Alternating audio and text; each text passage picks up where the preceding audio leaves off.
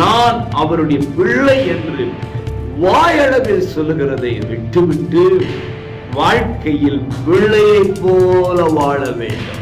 தகப்பனை சந்தோஷப்படுத்துகிற பிள்ளையாக, தகப்பனோடு நேரத்தை செலவு பண்ணுகிற பிள்ளையாக வாழ வேண்டும்.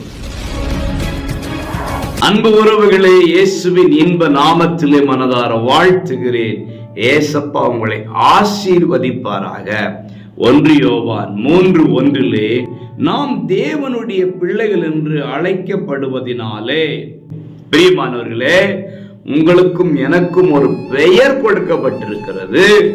அது என்ன அப்படின்னா தேவனுடைய பிள்ளைகள். பழைய பாட்டு பரிசுத்தவான்கள் யாருக்கும் இப்படிப்பட்ட ஒரு பாக்கியம் கொடுக்கப்படவில்லை. ஆனால் புதிய பாட்டு காலத்திலே புதிய உடன்படிக்கையின் பிள்ளைகளாகிய நமக்கு அவர் கொடுக்கிற மிகப்பெரிய ஆசீர்வாதம் அவருடைய புத்திரர்கள், அவருடைய பிள்ளைகள். இப்ப சொல்லணும், நீங்க யாரு, நான் யாருன்னு மக்கள் கேட்டா நான் தேவனுடைய பிள்ளை என்று சொல்ல வேண்டும். அப்படிப்பட்ட நம்பிக்கை நமக்கு இருக்கிறதா?